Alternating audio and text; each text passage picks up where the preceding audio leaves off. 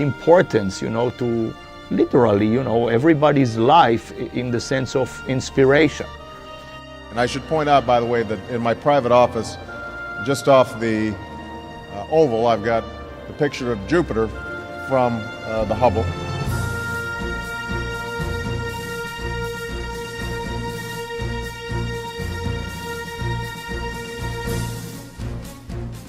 "20 years after launching on a space shuttle and opening its instruments to the farthest reaches of space, NASA's Hubble Space Telescope has become synonymous with exploration, discovery, and even a bit of luck.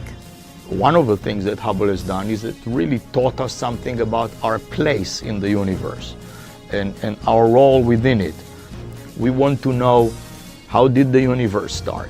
How did our galaxy start? How did the Earth start? How did life on Earth start? And we also want to know, how will all of these things end?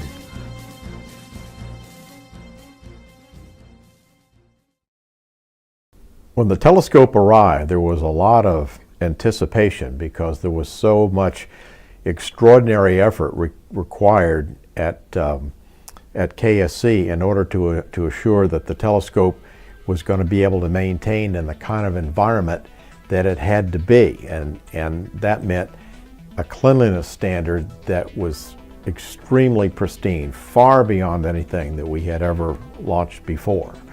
With years of design and construction behind it, the Hubble was sealed inside Discovery for liftoff. The Hubble Space Telescope flew into the national consciousness on April 24, 1990, inside the payload bay of Space Shuttle Discovery. The launching of the telescope itself was a huge deal because the Hubble Space Telescope was long awaited, and it was supposed to be launched in the year that the Challenger accident happened. Hubble was different from land-based observatories because it would operate from a point hundreds of miles above the distorting effects of Earth's atmosphere. Though its 94.5-inch mirror is small compared to those built on the ground, the telescope is huge by spacecraft standards.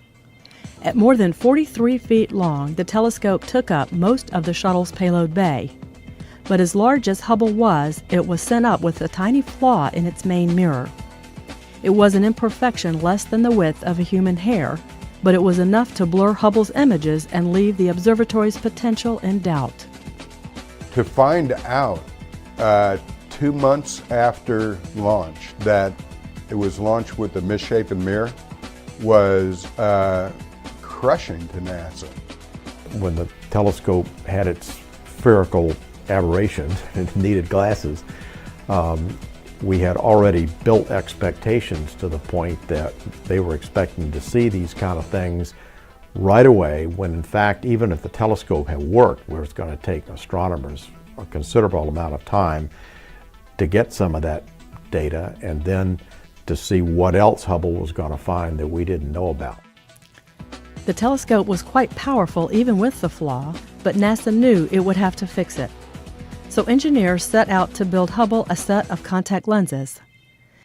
So I think that was probably our biggest challenge, was to try to make people realize that these things were still going to happen. We just needed a little time to fix this problem.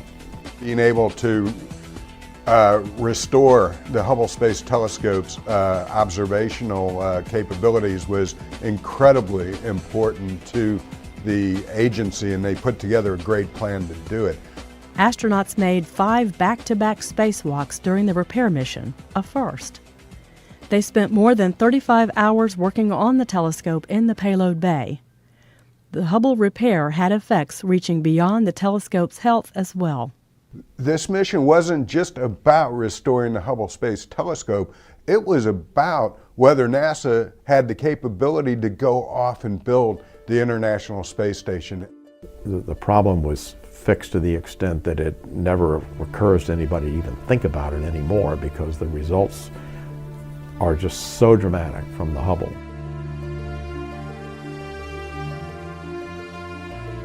The first images from the telescope proved the servicing achieved its goal.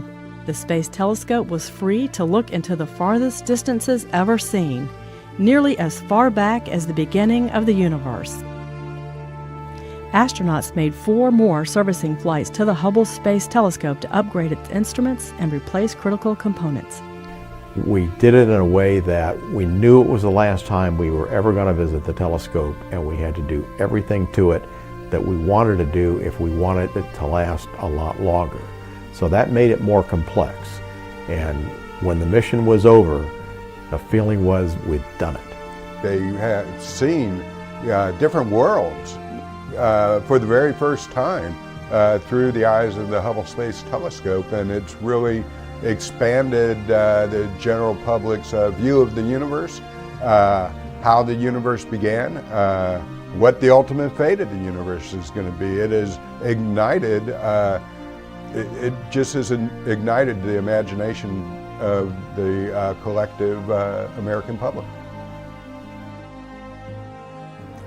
The Space Telescope repaid each mission with more incredible views of space that all could see and appreciate. Hubble observations astounded researchers by showing the universe was not only expanding, it was speeding up.